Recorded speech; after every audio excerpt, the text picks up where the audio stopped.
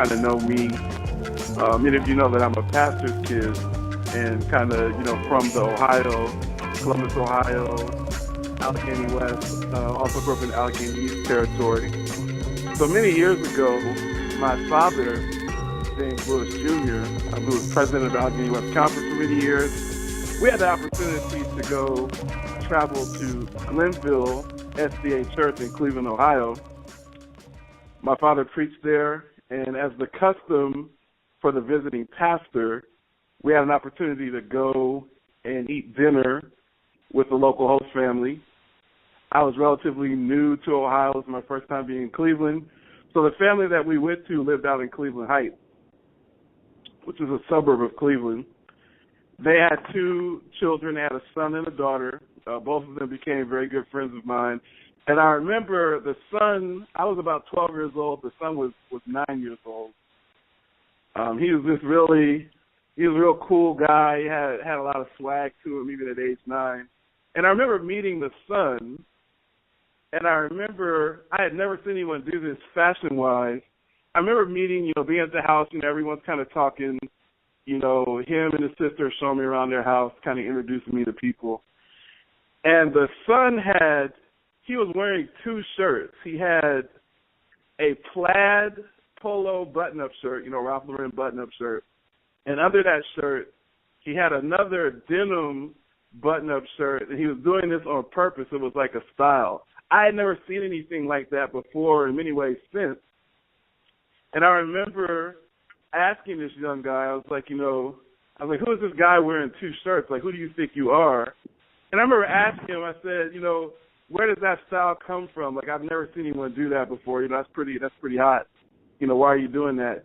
And I remember, I'll never forget this. This was my first time meeting our next guest.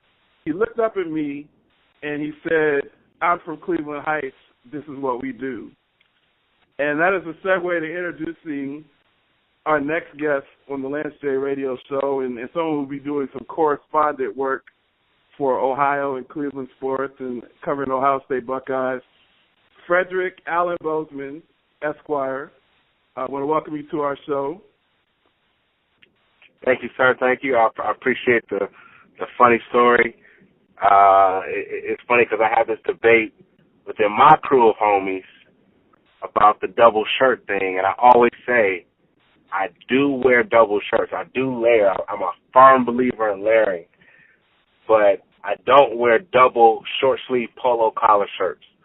If this is gonna fuel the fire, so they're gonna be happy to hear this on the show.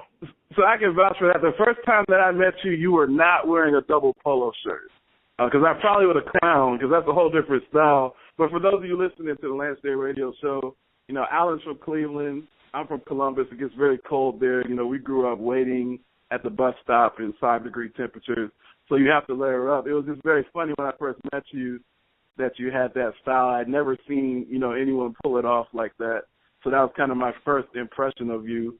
And, knowing you over the years, kind of the way you dress and carry yourself, it was a very nice foreshadowing of the future. Wanted to bring you in, Alan, to talk some Cleveland sports. Right now, the city has to be buzzing with the way that the Cavaliers are performing. You just had Game 5 where LeBron really stepped up.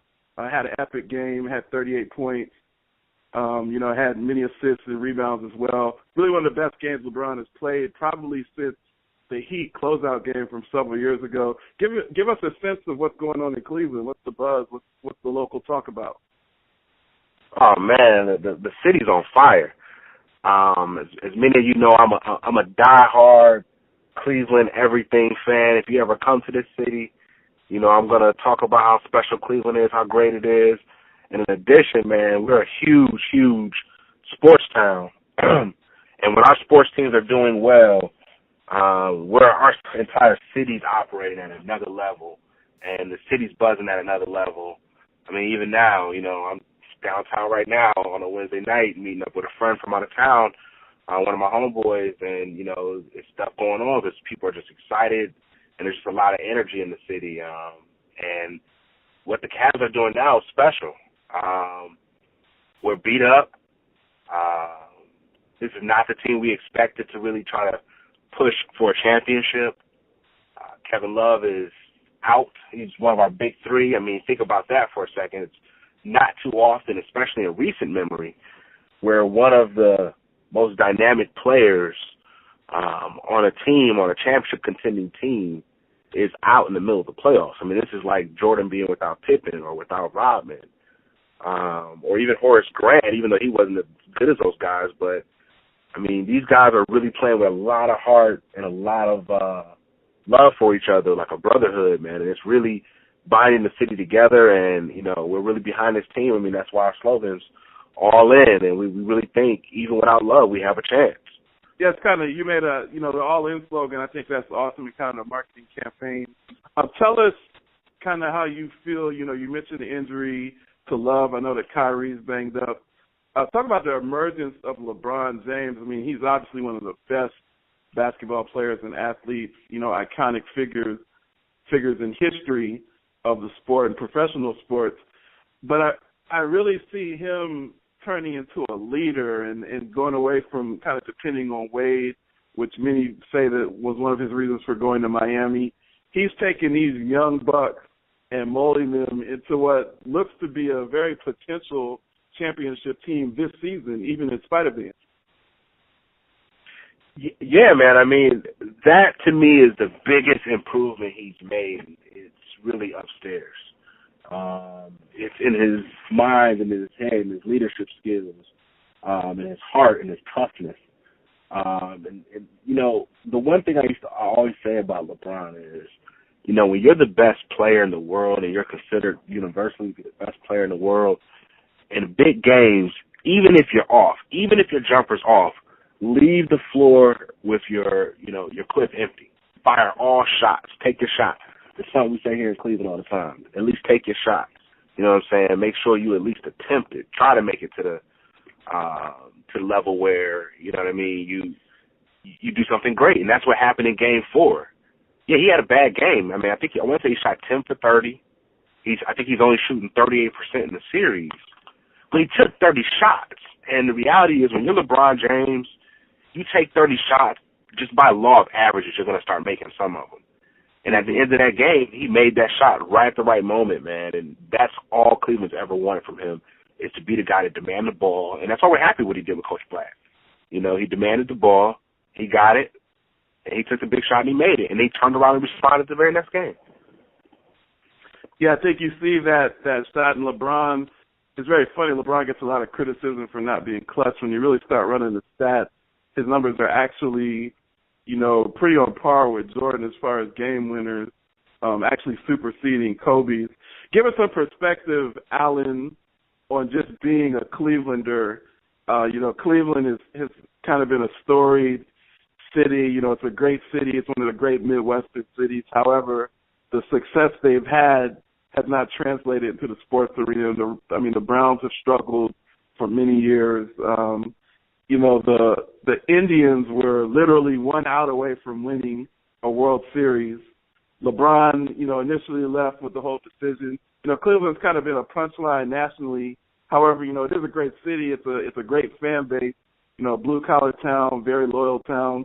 What would it feel like if the Cavaliers were able to pull this thing together and you were able to take, you know, your sons, Tristan and Bryce, down Euclid Avenue on a parade? What would that mean to you as a local? Man, I don't want to sound hokey and corny, but, man, I'm not going to lie to you, man. If the Cavs were to find a way to break through, especially under these extreme circumstances, I mean, this just makes it that much better. If they're able to break through and somehow win a championship and break, you know, over, what was it, 50-year curse on this city. I mean, the last championship we won was 1964. You know, that's a long time ago. And whoever breaks that curse is going to be literally on another level here.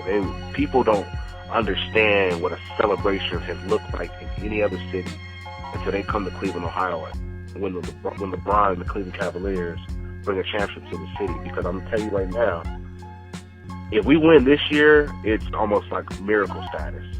Because of how banged up we are with Kyrie, and LeBron's banged up, and Shumpert's even banged up, and Love is completely out. If we win this year, that's going to be a miracle. But I'm going to tell you right now, we're going to win next year. You heard it here first. We're going to win it next year. Everyone's going to come back healthy. I suspect to have Love back, and even if we don't, we're going to fill him with somebody else, but I expect to have him back as well. And I'm going to see a parade down Euclid.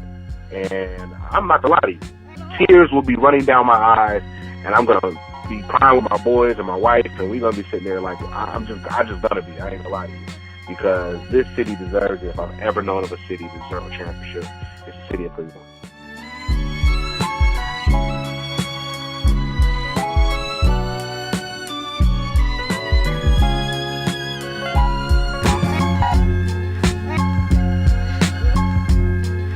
You are listening to the Lance J Radio Show on Advent Sports Network.